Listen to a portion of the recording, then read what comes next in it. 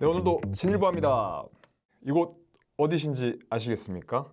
얼마 전 SNS에 떠돌던 물에 잠긴 스타벅스 사진, 바로 광주 북구 신안동입니다. 7월에 내렸던 폭우로 인해서 수해 복구를 다 마치기도 전에 광주와 전남엔 또다시 물폭탄이 떨어졌습니다.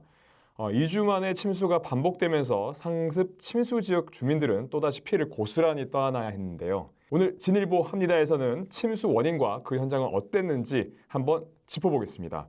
오늘은 이제 새롭게 사건팀으로 돌아온 조준영 기자와 오랜만에 만나는 민현기 기자 함께합니다. 안녕하세요. 안녕하십니까. 안녕하세요. 역시 우리 잘생긴 두 기자들 든든합니다. 앞으로 진일보에서 계속 모시도록 하겠습니다. 이제 또 오늘이 마지막일 수도 있어요. 네, 그럴 수도 있죠. 마지막일 수도 있습니다. 그렇죠. 사건팀에 온 지 3일 만에 이렇게 비가 쏟아져가지고 맞습니다. 깜짝 놀랐습니다. 네, 맞습니다. 폭우가 막 쏟아졌어요.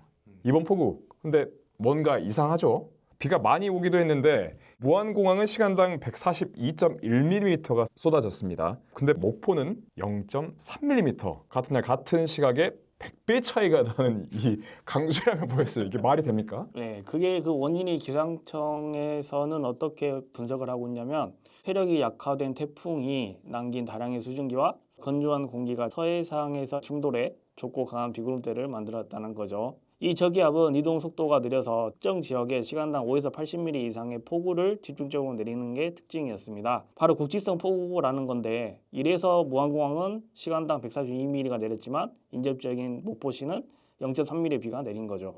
그래서 이 지역마다 비 내리는 양이 이렇게 달랐던 거군요. 그런데 저번 폭우 피해를 복구하기도 전에 다시 많은 비가 내려서 침수 지역 주민들이 힘들어할 것 같은데, 특히 우리 광주 지역에서는 북구 신안동이죠. 그 현장 어땠습니까? 제가 또 이제 북구 주민으로서 네, 다녀오셨죠. 아침부터 예. 다녀오기도 했고요. 네네네.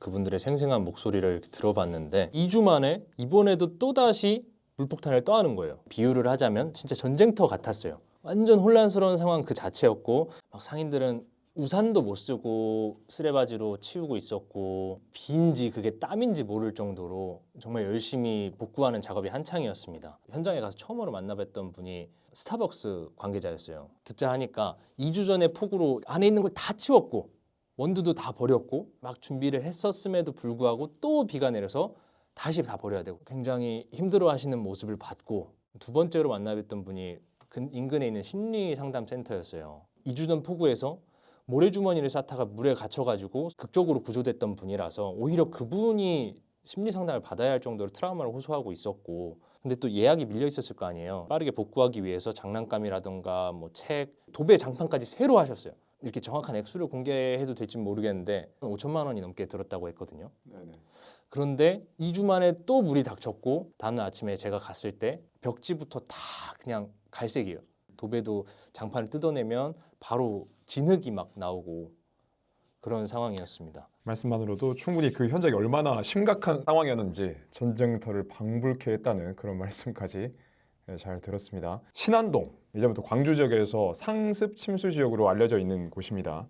그런데도 왜 해마다 이렇게 같은 피해가 반복되는 겁니까? 신안동 일대가 지대가 낮고 하천이 만나는 구조적 원인 때문에 침수가 반복되는 것으로 보입니다. 신안교 주변은 서방천과 용봉천이 합류하는 지점인데 복개된 하천 구간이 좁고 신안철교 교각이 물길을 가로막고 있습니다. 이 상태에서 집중호우가 내리면 서방천이 역류하고 물이 빠지지 못한 채 동네 전체가 물바다가 되는 거죠. 게다가 주민들은 과거 홍수 피해를 막기 위해 설치된 투명 홍수 방어벽과 신안교의 밀폐형 차단막이 오히려 물길을 가로막아서 주택과 상가 일대가 일종의 물그루처럼 돼버렸다고 지적하고 있는 상황입니다. 근본적인 이야기 하셨지만 당장 해결할 수 있는 문제는 아니잖아요.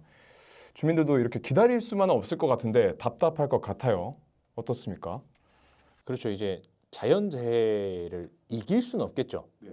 그럼에도 불구하고 이걸 최대한 막아보려고 노력하고 피해로 이어지지 않게끔 할 의무가 지자체에 있지 않냐는 거예요. 정확히 여기하고 저 차수벽하고 딱 맞아 떨어져요.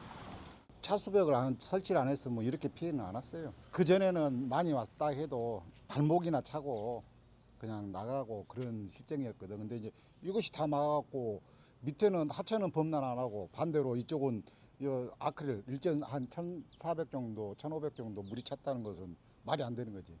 지금 요 구멍을 뚫어놓은 이유가 그거잖아요. 근데 부족해. 이것은 무너뜨려 하겠는데 시적으로 차근차근 단계별로 가야 된다는 그런 것이 있다 하더라고. 지금 저 큰방에 전기가 안 들어가는데 한전에다가 밤낮 신고를 해도 사람 밀렸다고 안 나와준 게 전기가 없어 못 살겠어요. 가구는 싹 버리고 이 가게 그것도 집기 같은 거 싹 버렸어요. 내가 여기 공인중개사 사무실을 하는데 서류 같은 것이 하나도 다 물에 들어가서 쓸 수가 없어서 이제 못할 것 같은 생각이 들어요. 네, 그렇다면 이 상황의 핵심 주체인 기초지자체 북구청 이 상황에 대해서 어떻게 좀 설명하고 있습니까? 북구의 입장도 확실히 있습니다. 비가 오기 전에 항상 하듯이 빗물바지랑 하수도 점검 등을 완벽하게 했다고 주장을 합니다. 그럼에도 불구하고 구조적으로 취약한 거라 하천 직선화나 단면 확장 같은 좀 장기적인 대책을 플랜을 가지고 준비를 하고 있는데 2주 전에도 물론 침수 피해 지역이라고 손에 꼽혔고 이번에도 침수 피해 지역으로 꼽히지만 이걸 그 2주 만에 해결하기엔 시간이 좀 짧았다는 거죠. 또 다른 문제가 홍수 방어벽이랑 차단막 이에 대해서 광주시는 물이 원활히 빠지지 못한 원인에 대해서 구조적 개선이 필요하다는 점은 인정하고 있습니다. 다만 북구청이나 광주시 모두 예산과 시간이 필요한 대형 구조 개선 없이 반복 침수를 완전히 막기는 어렵기 때문에 단기 대책과 중장기 대책을 병행하겠다는 원론적인 입장을 유지하고 있고 침수 피해를 입은 시민들은 대책위원회를 꾸리고 광주시와 북구청을 책임 주체로 고발하기도 했습니다. 지금 포인트가 이제 현재 하천 직선화를 하겠다는 거고 그렇죠. 단면 확장을 하겠다는 거고 네. 그리고 홍수 방어벽과 차단막이 이제 원인이다. 물길을 막아 피해를 키웠다. 지금처럼 날씨가 이렇게 계속 불안정한 상황에선 당장 뚜렷한 해결책이 나오지 않고 있습니다. 근데 사실 위험한 걸 모르진 않거든요, 우리가. 위험한 건 다 알아요. 비가 오면 위험하다. 좀 어떻게 해야 내 안전을 좀 도모할 수 있는 겁니까? 이 비가 언제 어디서 어떻게 쏟아질지 모르는 요즘 같은 날씨에 기본적인 대처법을 숙지하고 있으면 좋을 것 같습니다. 먼저 침수 중에는 하천 지하차도의 진입을 절대 금지를 해야겠고 차량은 버리고 고지대로 무조건 대피를 해야 합니다. 집안이 침수됐을 경우에는 문을 열고 나가는 것은 오히려 금리일 수 있어 위험합니다. 문과 창문을 잠그고 전기를 차단한 뒤에 옥상 등 고층으로 즉시 이동하셔야 합니다. 차량 안에서 타이어 절반 이상 물이 차오르면 즉시 탈출을 해야 하고 문이 열리지 않을 때는 창문을 통해 빠져나와야 합니다. 말씀드린 그 기본적인 대처법 꼭 숙지하시길 바라겠습니다. 네, 최근 우리나라 여름철 기상은 예측이 점점 더 어려워지고 있습니다. 장마 대신 짧고 강한 국지성 폭우가 잦아지고 갑자기 내리는 비는 대응이 어려워서 더 큰 피해를 불러옵니다.